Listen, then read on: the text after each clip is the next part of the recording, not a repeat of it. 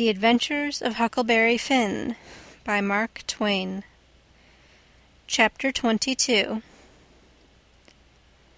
They swarmed up towards Sherburne's house, a-whooping and raging like Injuns, and everything had to clear the way or get run over and tromped to mush, and it was awful to see.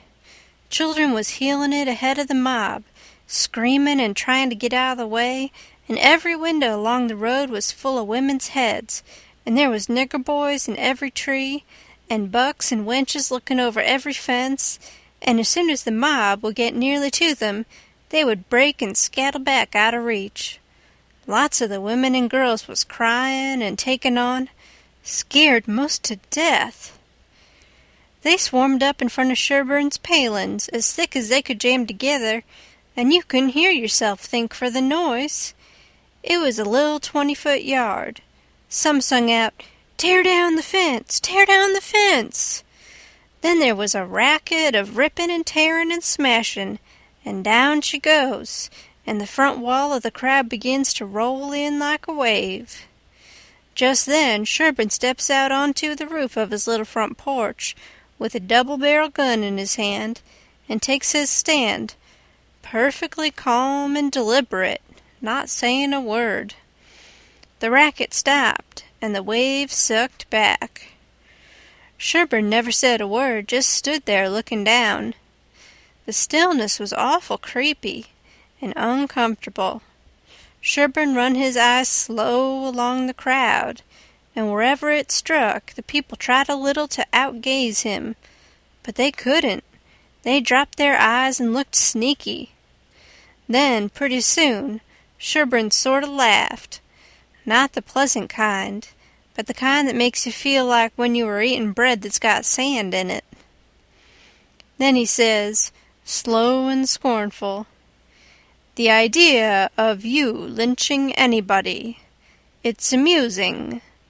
The idea of you thinking you had pluck enough to lynch a man, because you're brave enough to tar and feather poor, friendless, cast-out women that come along here. Did that make you think you had grit enough to lay your hands on a man? Why, a man's safe in the hands of 10,000 of your kind, as long as it's daytime and you're not behind him. Do I know you? I know you clear through. Was born and raised in the South, and I've lived in the North, so I know the average all around. The average man's a coward. In the North, he lets anybody walk over him that wants to, and goes home and prays for a humble spirit to bear it.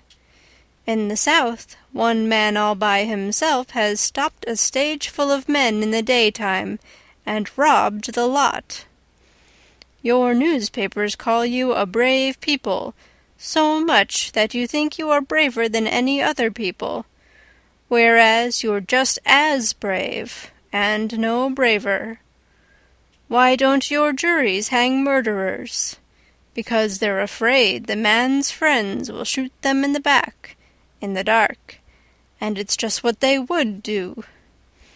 So they always acquit, and then a man goes in the night with 100 masked cowards at his back and lynches the rascal.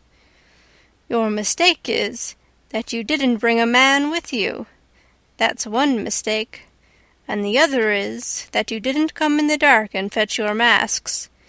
You brought part of a man, Buck Harkness there, and if you hadn't had him to start you, you'd 'a' taken it out in blowing. You didn't want to come. The average man don't like trouble and danger. You don't like trouble and danger. But if only half a man, like Buck Harkness there, shouts, 'Lynch him, lynch him!' you're afraid to back down, afraid you'll be found out to be what you are. Cowards. And so you raise a yell and hang yourselves on to that half-a-man's coat-tail, and come raging up here swearing what big things you're going to do. The pitifullest thing out is a mob. That's what an army is, a mob. They don't fight with courage that's born in them, but with courage that's borrowed from their mass and from their officers. But a mob without any man at the head of it is beneath pitifulness. Now the thing for you to do is droop your tails and go home and crawl in a hole. If any real lynching's going to be done, it will be done in the dark, Southern fashion, and when they come they'll bring their masks and fetch a man along. Now leave, and take your half-a-man with you," tossing his gun up across his left arm and cocking it when he says this. The crowd washed back sudden, and then broke all apart, and went tearing off every which way, and Buck Harkness, he heeled it after them, looking tolerable cheap. I could have stayed if I wanted to, but I didn't want to. I went to the circus and loafed around the backside till the watchman went by, and then dived in under the tent. I had my $20 gold piece and some other money, but I reckoned I'd better save it, 'cause there ain't no telling how soon you're gonna need it, away from home and amongst strangers that way. You can't be too careful. I ain't opposed to spending money on circuses when there ain't no other way, but there ain't no use in wasting it on them. It was a real bully circus.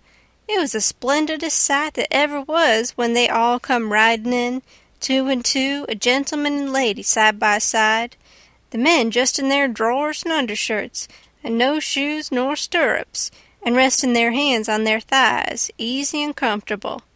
There must have been 20 of 'em, and every lady with a lovely complexion, and perfectly beautiful, and looking just like a gang of real sure-enough queens, and dressed in clothes that cost millions of dollars, and just littered with diamonds.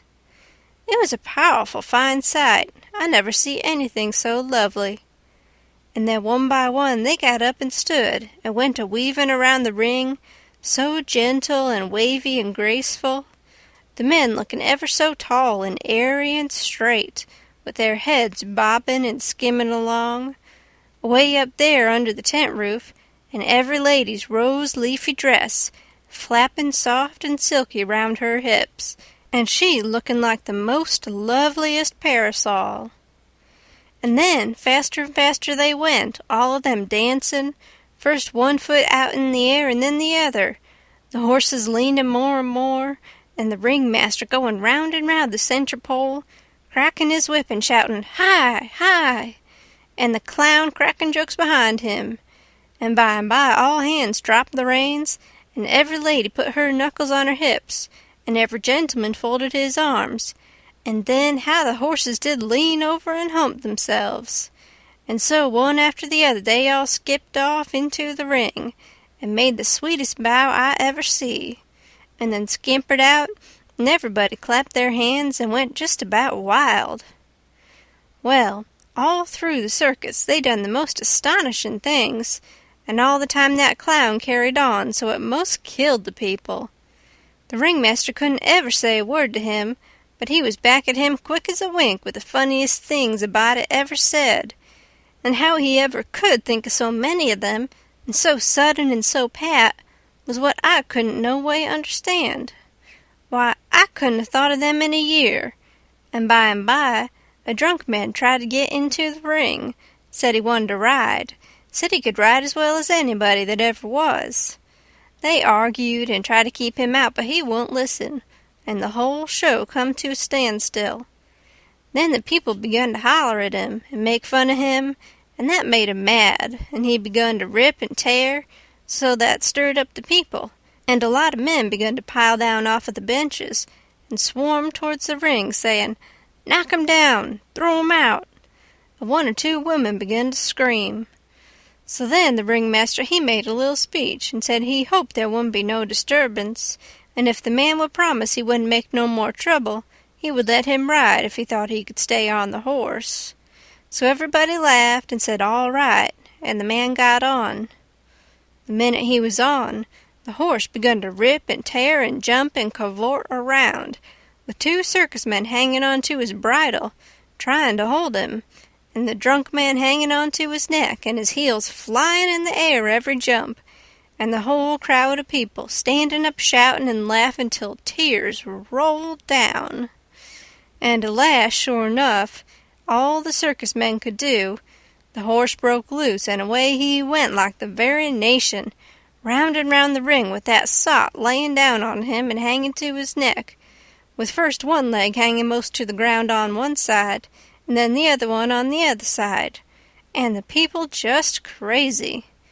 It warn't funny to me, though. I was all of a tremble to see his danger. But pretty soon he struggled up a straddle and grabbed the bridle, a-reelin' this way and that, and the next minute he sprung up and dropped the bridle and stood, and the horse a-going like a house afire, too. He just stood up there, a-sailin' around as easy and comfortable as if he warn't ever drunk in his life, and then he begun to pull off his clothes and sling them.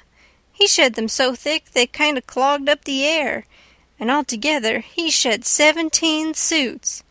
And then there he was, slim and handsome and dressed the gaudiest and prettiest you ever saw.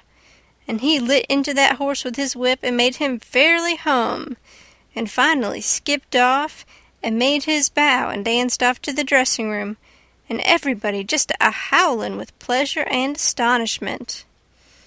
Then the ringmaster, he see how he'd been fooled, and he was the sickest ringmaster you ever see, I reckon. Why, it was one of his own men. He had got up that joke all out of his own head, and never let on to nobody. Well, I felt sheepish enough to be took in so, but I wouldn't have been in that ringmaster's place, not for $1,000. I don't know, there may be bullier circuses than what that one was, but I never struck them yet. Anyways, it was plenty good enough for me, and wherever I run across it, it can have all of my custom every time. Well, that night we had our show, but there warn't only about 12 people there, just enough to pay expenses, and they laughed all the time, and that made the Duke mad, and everybody left anyway before the show was over, but one boy, which was asleep. So the Duke said these Arkansas lunkheads couldn't come up to Shakespeare. What they wanted was low comedy, and maybe something ruther worse than low comedy, he reckoned. He said he could size their style. So next morning he got some big sheets of wrapping paper and some black paint and drawed off some handbills and stuck them up all over the village. The bills said, "At the courthouse! Exclamation! For 3 nights only! Exclamation! The world-renowned tragedians, David Garrick the Younger! Exclamation! And Edmund Kean the Elder! Exclamation!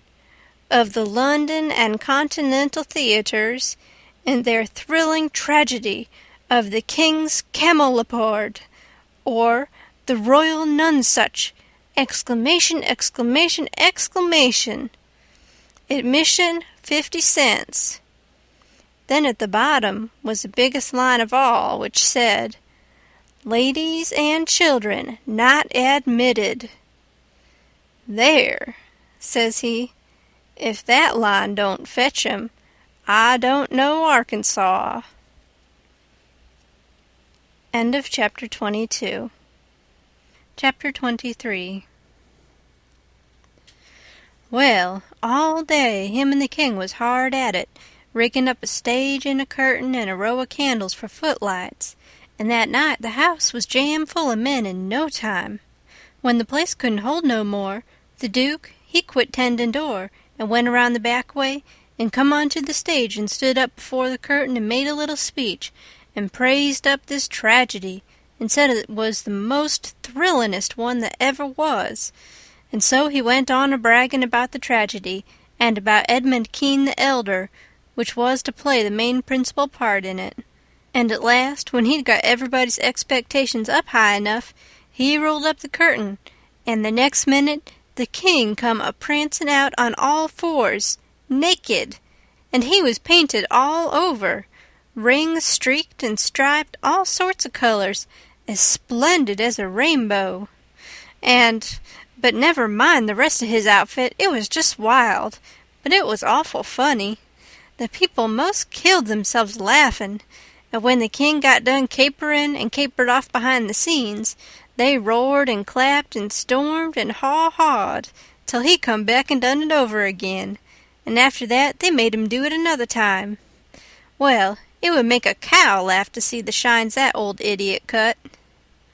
Then the Duke he lets the curtain down and bows to the people and says the great tragedy will be performed only 2 nights more, on accounts of pressin' London engagements, where the seats is all sold already for it in Drury Lane. And then he makes them another deep bow and says if he has succeeded in pleasing them and instructing them, he will be deeply obleeged if they will mention it to their friends and get them to come and see it. 20 people sings out, "What, is it over? Is that all?" The Duke says yes. Then there was a fine time. Everybody sings out, "Sold!" and rose up mad and was a-goin' for that stage and them tragedians. But a big, fine-looking man jumps up on a bench and shouts, "Hold on! Just a word, gentlemen!" They stop to listen.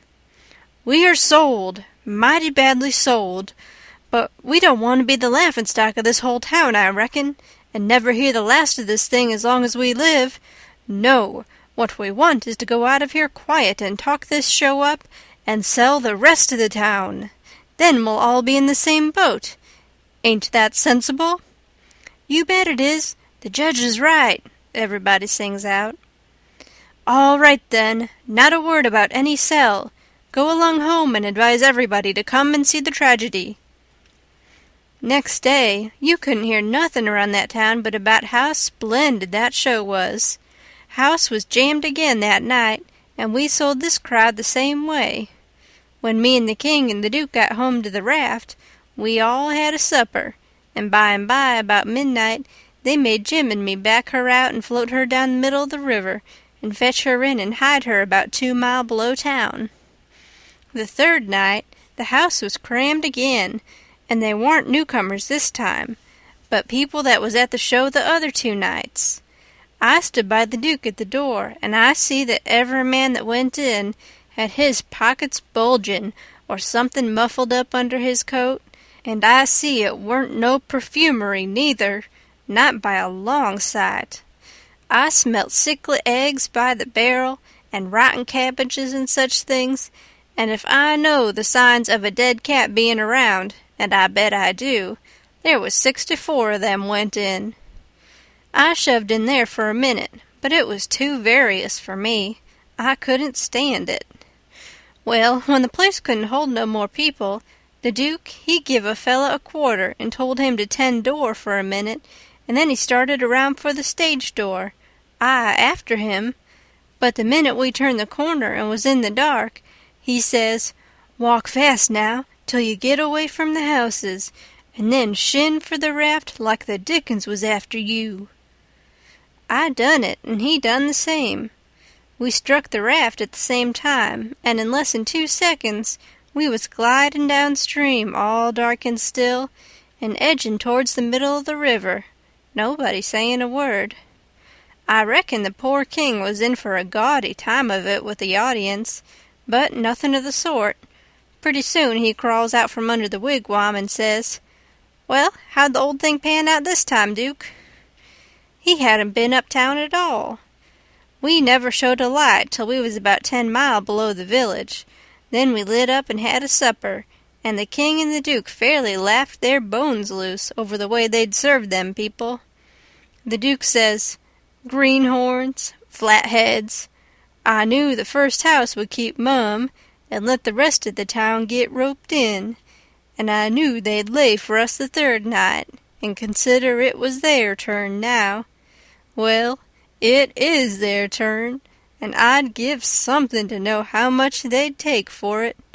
I would just like to know how they're putting in their opportunity. They can turn it into a picnic if they want to. They brought plenty provisions." Them rapscallions took in $465 in that 3 nights. I never seen money hauled in by the wagon load like that before. By and by, when they was sleeping and snoring, Jim says, "Don't it surprise you, the way them kings carries on, Huck?" "No," I says, "it don't." Why don't it, Huck? Well, it don't because it's in the breed. I reckon they're all alike. But, Huck, these kings of ourn is regular rapscallions. That's just what they is. They's regular rapscallions. Well, that's what I'm a-sayin'. All kings is mostly rapscallions, as fur as I can make out. Is that so? You read about them once, you'll see. Look at Henry the Eighth. This'n is a Sunday school superintendent to him. And look at Charles II, and Louis XIV, and Louis XV, and James II, and Edward II, and Richard III, and 40 more, besides all them Saxton heptarchies that used to rip around so in old times and raise Cain. My, you ought to see old Henry the Eighth when he was in bloom. He was a blossom. He used to marry a new wife every day and chop off her head next morning, and he would do it just as indifferent as if he was ordering up eggs. Fetch up Nell Gwynn, he says. They fetch her up. Next morning, chop off her head, and they chop it off. Fetch up Jane Shore, he says, and up she comes. Next morning, chop off her head, and they chop it off. Ring up Fair Rosamond. Fair Rosamond answers the bell. Next morning, chop off her head. And he made every one of them tell him a tale every night, and he kept that up till he had hogged 1,001 tales that way, and then he put them all in a book, and called it Doomsday Book, which was a good name, and stated the case. You don't know kings, Jim, but I know them, and this old rip of ourn is one of the cleanest I've struck in history. Well, Henry, he takes a notion he wants to get up some trouble with this country. How does he go at it? Give notice? Give a country a show? No. All of a sudden, he heaves all the tea in Boston Harbor overboard and whacks out a Declaration of Independence and dares them to come on. That was his style. He never give anybody a chance. He had suspicions of his father, the Duke of Wellington. Well, what did he do?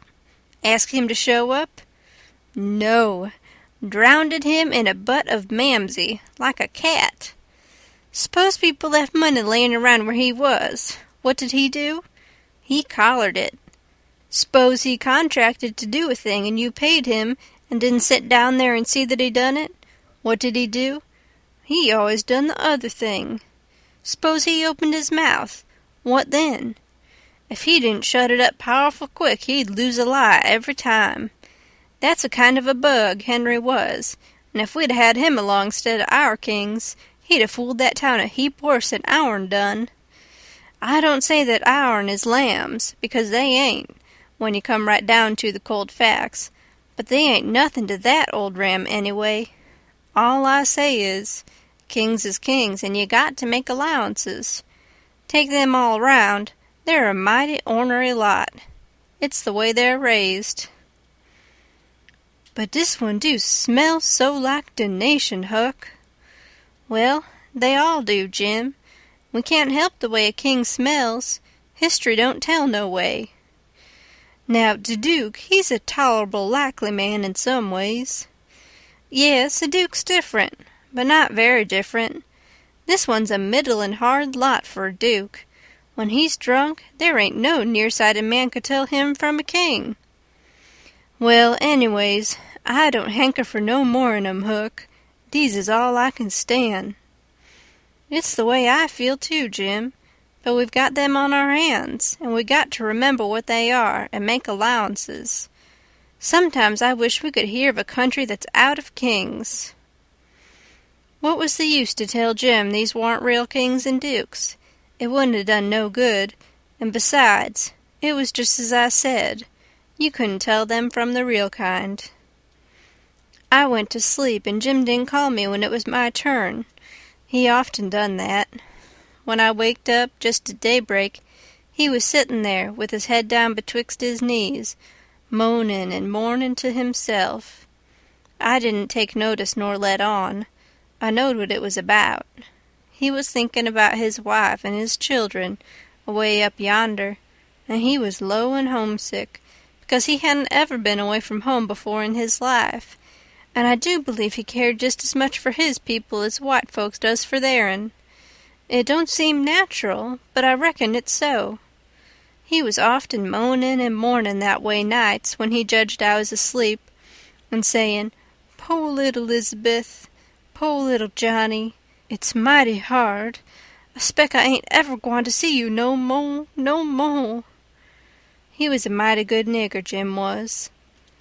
But this time I somehow got to talking to him about his wife and young ones, and by he says, "What makes me feel so bad dis time is becase I hear somepin over yonder on de bank like a whack or a slam, while ago, and it mind me er de time I treat my little Elizabeth so ornery. She warn't only 'bout 4 year old, and she took de scarlet fever, and had a powerful rough spell, but she got well, and one day she was a-standin' round, and I says to her, I says, 'Shut de door.' She never done it, just stood there, kinder smilin' up at me. It made me mad, and I says again, mighty loud, I says, 'Don't you hear me? Shut de door.' She just stood the same way, kinder smilin' up. I was a-bilin'. I says, 'I lay I make you mine.' And wid dat I fetch her a slap side de head dat sent her a-sprawlin'. Den I went into de other room, and is gone 'bout 10 minutes, and when I come back, dere was dat door standin' open yit, and dat child standin' most right in it, a-lookin' down and mournin', and de tears runnin' down. My, but I was mad. I was a-gwine for de child, but just den, it was a door dat opened innards. Just den, long come de wind and slam it to behind de child. Kerblam! And my land, de child never move. My breath most hop outer me, and I feel so, I don't know how I feel. I crope out all a-tremblin', and crope around and open de door easy and slow, and poke my head in behind de child, soft and still, and all of a sudden I says, "Pow!" just as loud as I could yell. She never budge. Oh, Huck, I bust out a-cryin' and grab her up in my arms, and say, "Oh, de po' little thing.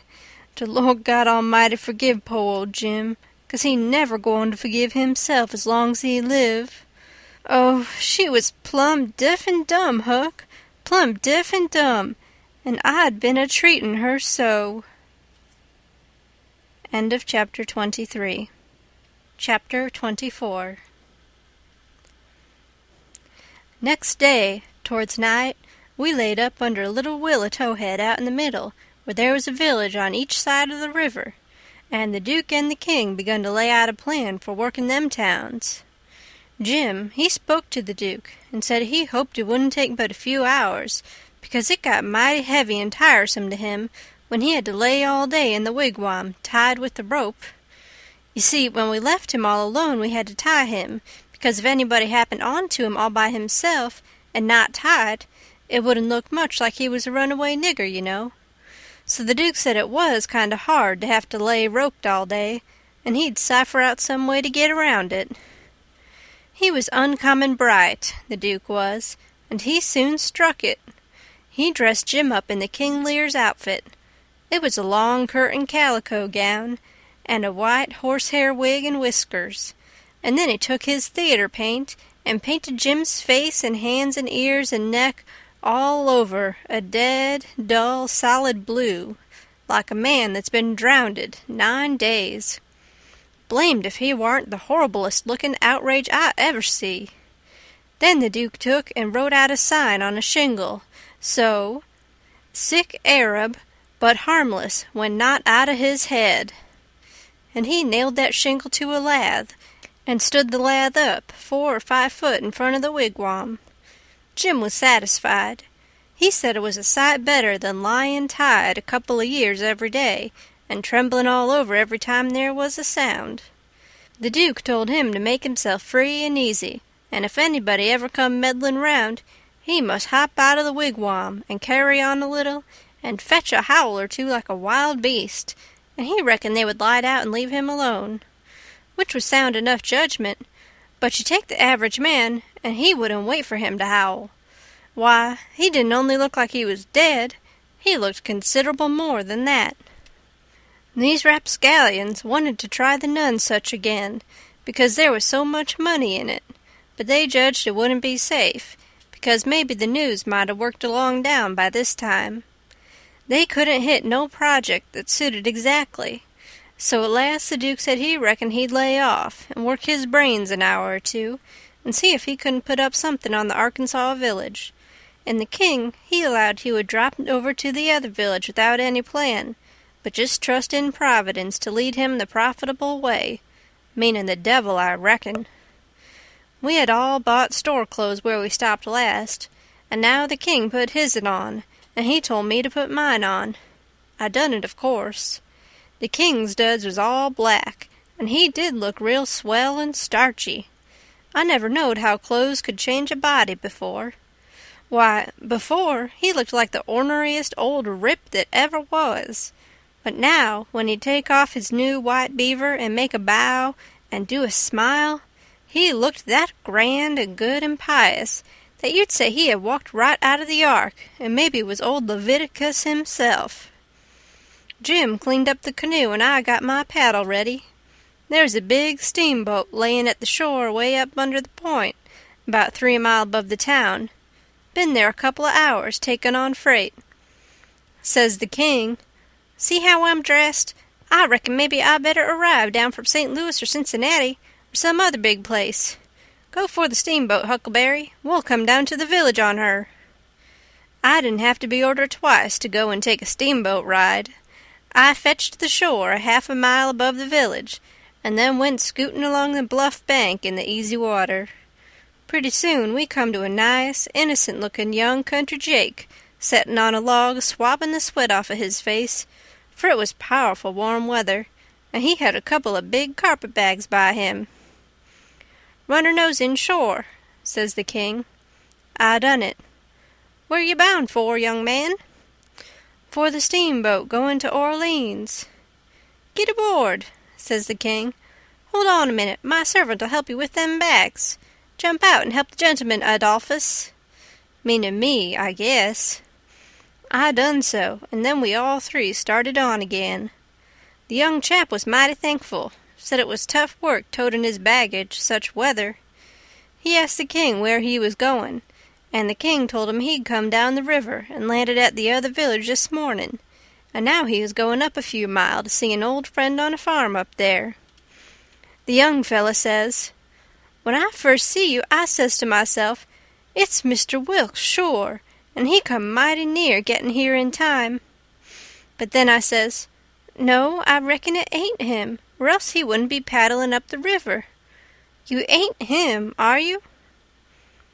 "No, my name's Blodgett, Alexander Blodgett, Reverend Alexander Blodgett. I suppose I must say as I'm one of the Lord's poor servants, but still I'm just as able to be sorry for Mr. Wilkes for not arriving in time, all the same, if he's missed anything by it, which I hope he hasn't." "Well, he didn't miss any property by it, because he'll get that all right, but he's missed seeing his brother Peter die, which he mayn't mind, nobody can tell as to that, but his brother would 'a give anything in this world to see him before he died. Never talked about nothing else all these 3 weeks. Hadn't seen him since they was boys together. I hadn't seen his brother William at all. That's the deaf and dumb one. William ain't more than 30 or 35. Peter and George were the only ones that come out here.